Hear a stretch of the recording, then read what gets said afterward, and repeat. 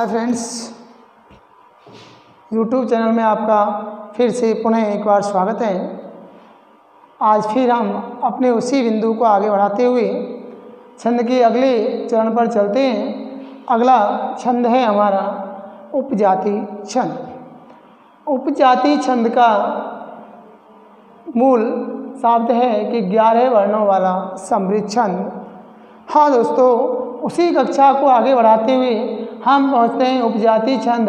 ये भी 11 वर्णों वाला कौन सा है? समृद्ध छंद है। हमारे 11 वर्णों वाले छंद हमने पढ़े 4 हैं, इंद्रवज्जा, उपेंद्रवज्जा, उपजाति और शालिनी। हमारे पाठ्यक्रम के अनुसार सबसे ज़्यादा महत्वपूर्ण है उपजाति। तो इसमें हम चलते हैं। उपजाति छंद 11 वर्णों वाला समृद्ध छंद है। इसका लक्षण है कि अनंतर उदीरित लक्षम भाजौ पादौ यदि याव उपजातयस्तः इत्यं किलन्यास्वपि मिश्रतासु वदन्ति इदम् एव नाम। आचार्य ने कहा है कि आपको मैं स्पष्ट कर देता हूँ कि उपजाति का अर्थ क्या होता है। छात्रों, दोस्तों, उपजाति का अर्थ होता है संकर, और संकर का तात्पर्य होता है मिश्रण। संकर और संकर का तात्पर्य होता है दोस्तों मिश्रण, मिला हुआ। आप जानते हैं कि इस समय संकर, देखो आप जानते हैं कि जो बीज हमारे आ रहे हैं वो कौन से आ रहे हैं? संकर आ रहे हैं। यानी 2 या 2 से अधिक प्रजातियों को मिला करके बनाए जाते हैं। तो उसी प्रकार से उपजाति का मूल अर्थ होता है संकर, और ये संकर का तात्पर्य है कि कोई ना कोई 2 छंदों से मेल से बना है, मिला करके बना है।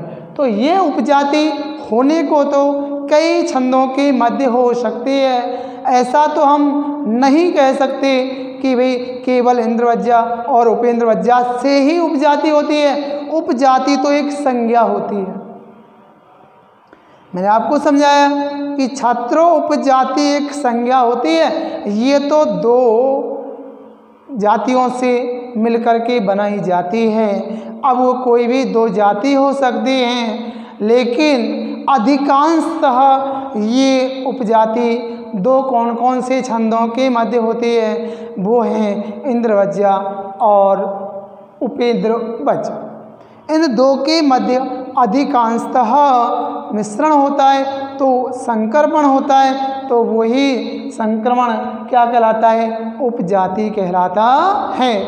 तो छात्रों आगे बढ़ते हैं। तो इसका लक्षण है, मैंने आपको एक बार बोल के बताया, एक बार फिर इसका उच्चारण करता हूँ कि अनंतर उदीरित लक्षम भाजौ पादौ यदि याव उपजातयस्था इत्यं किलन्यासु अपि मिश्रतासु वदन्ति इदम् एव नाम उपजातयस्था। इस प्रकार से छात्रों, दोस्तों, ये यहाँ पर लक्षण हुआ। 11 वर्णों वाला समवृत्त छंद है, समवृत्त समान वर्णों वाला छंद है। इसमें आपको मैं स्पष्ट कर देता हूँ कि ये उपजाति 14 प्रकार की होती है। दोस्तों, उपजाति 14 प्रकार की होती है। आपने शायद अब तक नहीं सुना होगा, और आगे भी कॉलेज में जाए नहीं सुने तो थोड़ी सी मेरी कान में डालने बात कि उपजाति 14 प्रकार की होती है। 14 प्रकार की कैसे होती है, ये जिज्ञासा आपको हो रही होगी, तो वो भी मैं आपको स्पष्ट करता हूँ कि 14 प्रकार की होती है। बेटा कि देखो कि ये 4 चरण होते हैं। कितने होते हैं हमारे चरण? 4। ये 4 चरण होते हैं, और ये 4 चरणों में से कोई भी एक चरण में इंद्रवज्जा, 3 चरणों में उपेंद्रवज्जा, कोई भी 2 चरणों में इंद्रवज्जा, कोई भी 2 चरणों में उपेंद्रवज्जा, कोई भी 3 चरणों में इंद्रवज्जा, 1 चरण में उपेंद्रवज्जा। यही क्रम इंद्रवज्जा का होगा, वही उपेंद्रवज्जा का होगा। इस प्रकार से ये उपजाति 14 प्रकार की होती है। इस 14 प्रकार की उपजाति को हम अपने मिश्रण के माध्यम से पढ़ते हैं। तो मैंने आपको समझाया लक्षण 11 वर्णों का है। इसमें यति भी 11वें वर्ण पर होती है। वही है, चरणों की संख्या 4 होती है।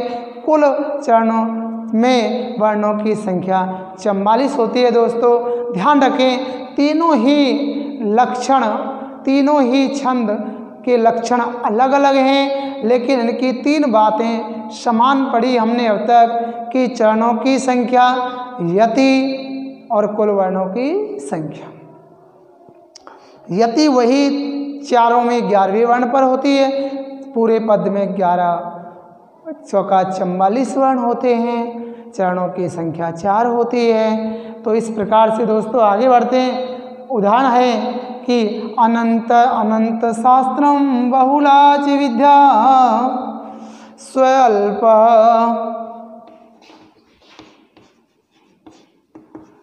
स्वल्पः स्वल्पः च कालो बहुविघ्नः।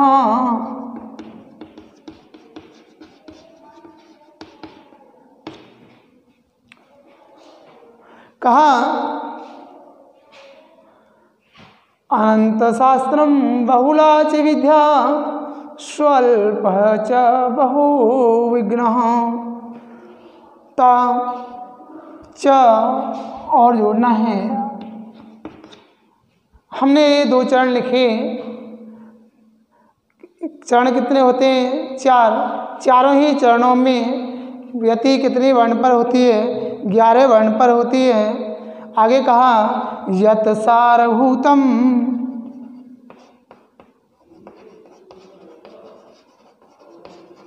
यत सारभूतम तदुपासनीयम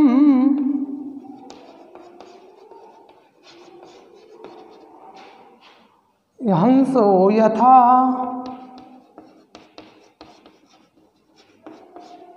हंसो यथा क्षीरम। क्षीर, क्षीर शब्द का अर्थ होता है दूध। क्षीर, क्षीर शब्द का अर्थ होता है दूध।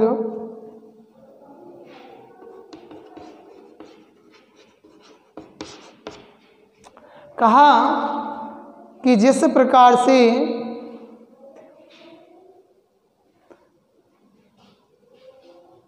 वर्णों की यति होगी उसी प्रकार से हम छात्रों यति करते हैं, अपने गणना पूरी करते हैं। उसी गणना को आगे बढ़ाते हुए कि भाई किस प्रकार से यति होगी, कितनी गणना होगी, उस गणना को हम आगे बढ़ाते हुए दोस्तों चलते हैं। पहले हम हमारी गिनती करते हैं।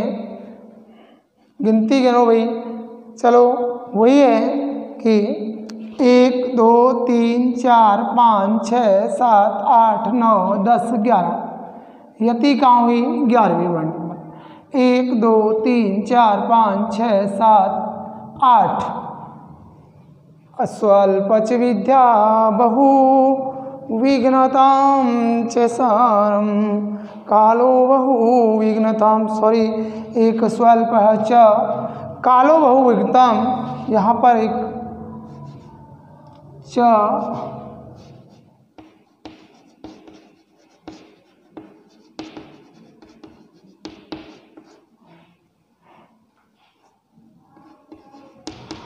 कहा दोस्तों। अगली यति कहाँ हुई? 11वें वर्ण पर हुई। कहाँ हुई? 11वें वर्ण पर अगली यति होती है।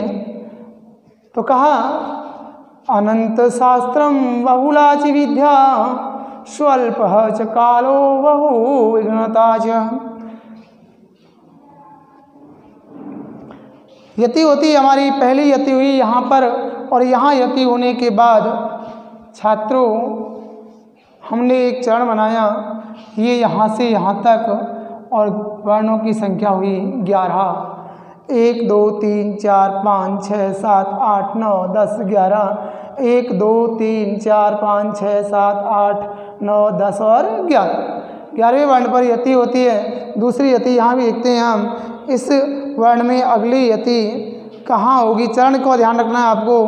कहा कि 1 2 3 4 5 6 7 8 9 10 11। और मैंने आपको समझाया था कि जहाँ भी यदि शब्द के मध्य यति होने की संभावना होती है तो वहाँ आप समझें कि हमने कोई शब्द छोड़ा है या अतिरिक्त जोड़ा है। तो यदि यहाँ पर हमारी यति हुई तो इसका मतलब है कि हमारा सही है। 1 2 3 4 5 6 7 8 9 10 और 11। अगली यति भी कहाँ हुई? 11 वर्ण पर। ये हुआ पहला चरण, ये हुआ दूसरा चरण दोस्तों, सॉरी तीसरा चरण, ये हुआ हमारा दूसरा चरण और ये हुआ हमारा चौथा चरण। चलते कहा कि अब 11वें वर्ण पर हमने यति की, यति के बाद अब हमारा दूसरा काम क्या है? गणना का। हमने गणना की दोस्तों। अब चलते हैं हम कहाँ पर? चिन्ह निर्माण पर। चिन्ह लगाते जाइए और हमारा काम हो जाएगा लघु गुरु लघु, गुरु गुरु लघु, लघु गुरु लघु। 3-3 के हम क्या बनाएंगे? 3-3 के हम जोड़े बनाएंगे और जोड़े बना करके देखते हैं कि पहला हमारा चरण पूरा हुआ। उसी प्रकार से आगे लगाएंगे गुरु गुरु लघु 3, गुरु गुरु लघु और लघु गुरु लघु गुरु और गुरु। देखो दोस्तों, जब हमारे 2 चरणों में वर्णों की मात्राओं की गणना सही होती है तो इसका मतलब हम सही चल रहे हैं। तो चलते देखो, यहाँ पर है जगण तगण जगण दोनों वर्ण गुरु, यहाँ तगण तगण जगण और दोनों वर्ण गुरु। अब आप समझ गए होंगे कि कहाँ ये किस छंद का लक्षण है, ये किस छंद का लक्षण है। अब थोड़ा सा आपको याद करना पड़ेगा, स्मरण करना पड़ेगा। स्यात् इंद्रवज्जा यदि तौ जगौगे, यदि तौ, यानी 2 तगण 1 जगण और दोनों वर्ण गुरु इंद्रवज्जा में होते हैं और उपेंद्र वज्जा में होते हैं। उपेंद्र वज्जा जत जा स्ततौ के, यानी जगण तगण जगण और दोनों वर्ण गुरु किस में होते हैं बेटा? ये होते हैं किसमें? उपेंद्र वज्जा में। और ये होते हैं इंद्रवज्जा में। कौन कौन से होते हैं? तगण तगण जगण और अंतिम दोनों वर्ण गुरु। दोनों का मिश्रण हुआ। जहाँ दोनों का मिश्रण होता है वही कौन सा होता है? वही उपजाति छंद होता है। तो इस प्रकार से हमने पढ़ा उपजाति छंद। उपजाति छंद में वही है जो 11 वर्णों का सम्मिश्रण है। मैंने आपको बताया कि दोनों का मिश्रण ही उपजाति कहलाता है। इसी प्रकार से हम दूसरी पंक्ति में चिन्ह लगाएंगे तो हमें वही निकल के आएगा कि किस प्रकार से छंद का नामकरण हुआ है। ठीक है छात्रों, आगे चलते हैं। इसके बाद अगला है वंशस्थ। कौन सा है? वंशस्थ। सारणी हमने इसलिए छोड़ा क्योंकि सारणी हमारे कोर्स में सिलेबस में नहीं है बेटा। ध्यान रखना, मैं वही लेके चल रहा हूँ क्योंकि छंद बहुत होते हैं। छंदों की गणना 14 से आरंभ होती है। वैदिक छंद 14 होते हैं छात्रों, और 14 से लेकर के आज तक की जो गणना 159 छंद हो चुके हैं लौकिक छंदों में। लेकिन हमें पढ़ने कितने जो हमारे सिलेबस में हैं दोस्तों। समय बचेगा तो अतिरिक्त बाद में बात करेंगे। अब चलते हैं हम 11 वर्णों वाले 3 छंद हुए। तीनों में से सबसे अधिक महत्वपूर्ण है उपजाति, उसके बाद इंद्रवज्जा और उपेंद्रवज्जा छंद सम्मिलित होता। अब ये 11 वर्णों वाले के बाद अब चलते हैं हम 12 वर्णों वाला छंद।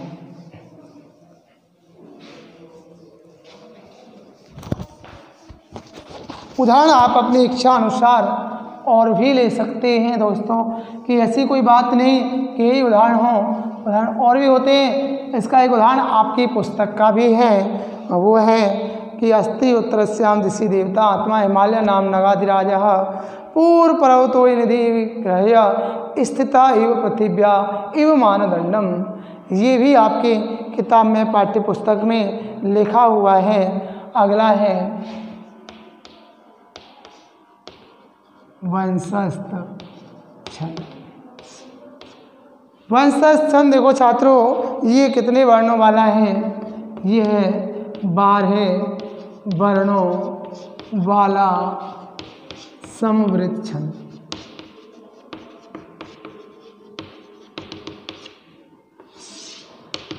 देखो दोस्तों, हमने एक पढ़ा 8 वर्णों वाला अनुष्टुप, नाम भी वही और काम भी वही। 8 वर्णों वाला अनुष्टुप नाम जैसे ही आप गणना करेंगे अगर 8वें वर्ण पर यति होती है, कुल वर्ण में 32, कुल पद में 32 वर्ण होते हैं, तो छात्रों इसका मतलब अनुष्टुप छंद हुआ। उसके बाद 11 वर्णों पर आए। 11 वर्ण के हमने 3 पढ़े, इंद्रवज्जा, उपेंद्रवज्जा, उपजाति। और अब चलते हैं हम दोस्तों वंशज छंद, 12 वर्णों वाला समवृत छंद। गणना, क्योंकि हम पढ़ रहे हैं दोस्तों, हम पढ़ रहे हैं वर्णवृत छंद, तो वर्णवृत छंद में वर्णों का ही विवरण प्राप्त होगा, क्योंकि वर्णों के माध्यम से ही उनका नामकरण किया जाता है। इसका लक्षण है जतौ तु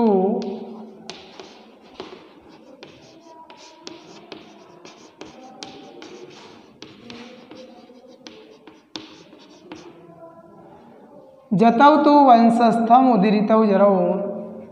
दोस्तों लक्षण है जतौ तु वंशस्थम उदीरितम जरौ, उदीरितौ जरौ या उदीरितम।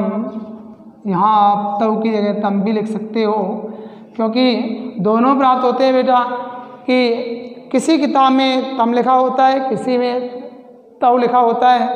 तो जतौ तु वंशस्थम उदीरितौ जरौ, उदितम जरौ।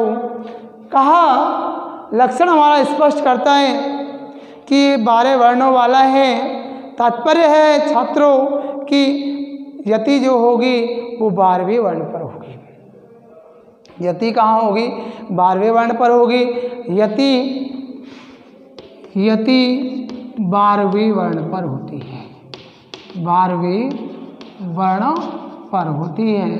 चरण कितने होते हैं दोस्तों? चरण वही 4 चरण होते हैं। कितने होते हैं? 4 चरण। और कुल वर्णों की संख्या 48 होती है। अब होता क्या आगे कि प्रत्येक चरण में जो गण बनेंगे जतौ जरौ। समझिए हम कि प्रत्येक चरण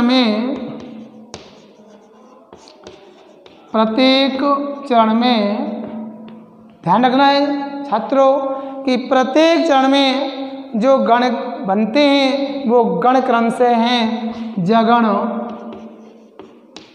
तगण, जगण और रगण। स्पष्ट है, कोई वर्ण शेष नहीं बचा, क्योंकि 12 वर्ण होते हैं और 3 और 3 6 और 3 9 और 3 12, तो 12 वर्णों से पूरी गण रचना हुई। जतौ तु वंशस्थम उदीरितौ जरौ कि प्रत्येक चरण में क्रम से एक जगण, तगण, जगण, रगण गण होते हैं और छात्रों 12वें वर्ण पर यति होती है। इस प्रकार से अगर ये स्थिति होती है, प्रत्येक चरण में ये गण रचना होती है, तो इसका तात्पर्य होता है कि यहाँ पर कौन सा छंद होगा? वंशस्थ छंद होता है। इस प्रकार से वंशस्थ छंद को हम आगे पढ़ते हुए आगे लिख सकते हैं उदाहरण में कि प्रत्येक चरण में ध्यान देना आपको कि ये 12 वर्णों वाला कौन सा छंद है? वंशस्थ छंद है। लक्षण है जतौ तु वंशस्थम उदीरितौ जरौ। उदाहरण से स्पष्टीकरण होता है। उदाहरण लिखेंगे हम। वंशस्थ छंद का उदाहरण है, अच्छा सा उदाहरण है, बहुत ही प्रिय उदाहरण है। श्रियः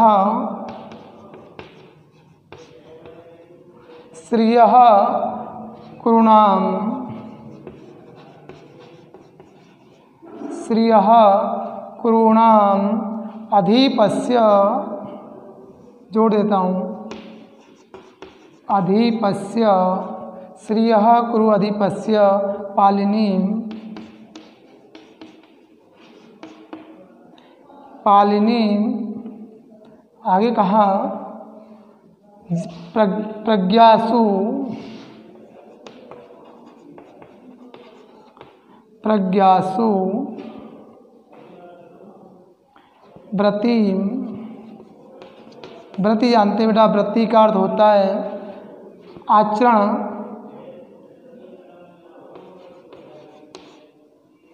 यम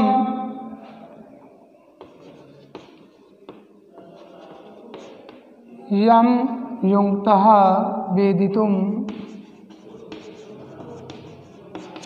अल्पप्राम स वर्णिलिंगी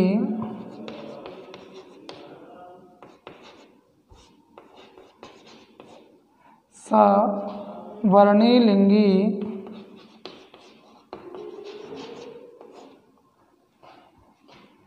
विदितः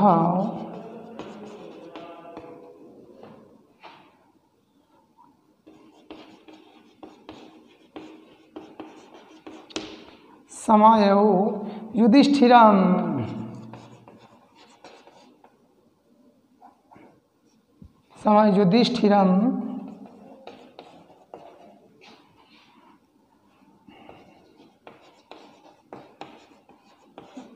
द्वैत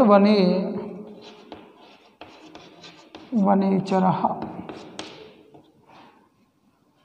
कहाँ से लिया गया उदाहरण है? महाभारत के एक अध्याय से उठाया गया है कि श्रियः पूर्णाम अधिपस्य पालनीम प्रज्ञासु व्रतिम यं युंगतः वेदितुम स वर्णिलिंगिणी विदितम समायौ युधिष्ठिरं द्वैत वने वनेचरः। ये उदाहरण है। कहाँ से लिया है? बहुत अच्छा उदाहरण है कि द्वैत वन का वर्णन, बड़ा ही मधुर वर्णन इसमें किया गया है कि द्वैत वन में किस प्रकार से युधिष्ठिर ने इस श्लोक बोला। तो चलते हैं, अर्थ से हमारा तात्पर्य नहीं है। अब हम चलते हैं वर्णों की गिनती की ओर। पहले हमने चरण लिखे और चरणों में छात्रों अब हम चलते हैं इनकी गणना की ओर। 1 2 3 4 5 6 7 8 9 10 11 12। तो यहाँ पर हमारी यति हुई। अगला है 1 2 3 4 5 6 7 8 9 10 11 12, ये भी हलंत है। तो यहाँ पर दूसरा हुआ।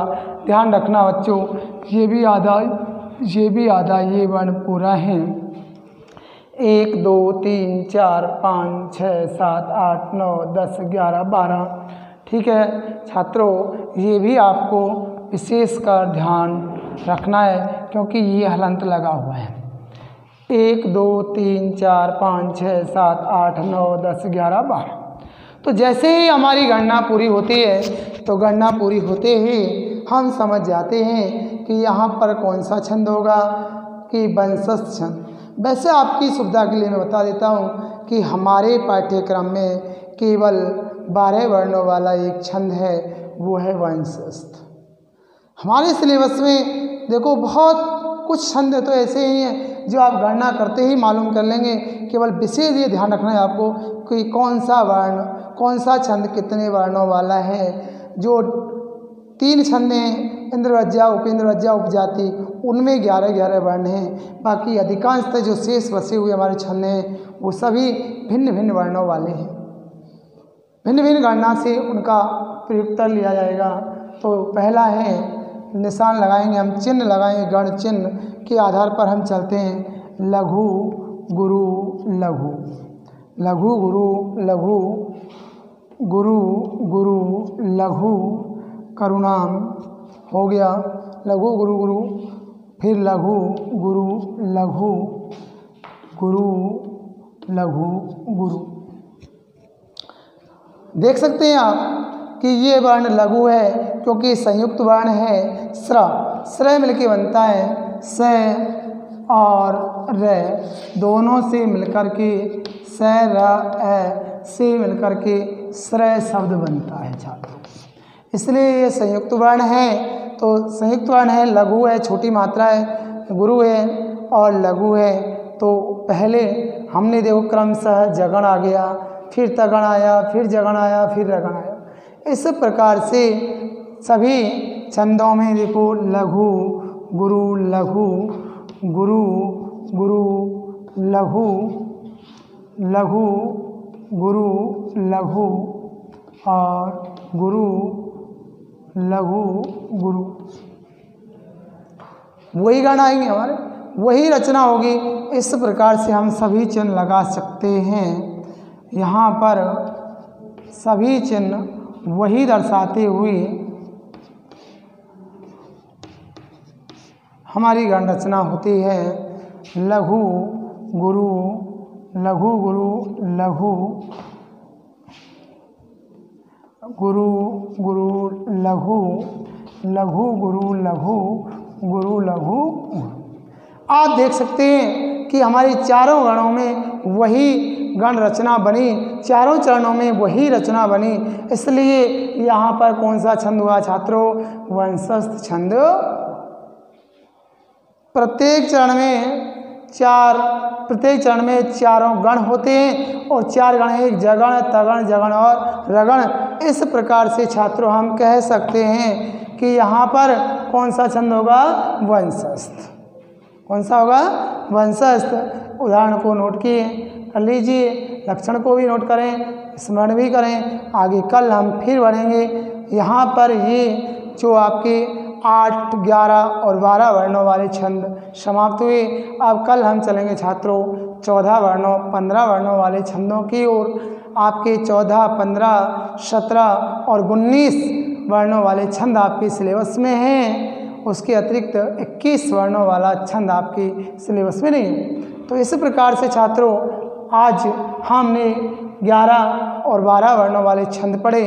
कल हम 14, 15 वर्णों वाला छंद पढ़ेंगे। आज बस इतना ही। धन्यवाद। आज के लिए आपको बहुत बहुत धन्यवाद। कल फिर अपने बिंदु को आगे बढ़ाते हुए आपके सामने उपस्थित होंगे। कल तक के लिए बहुत बहुत धन्यवाद।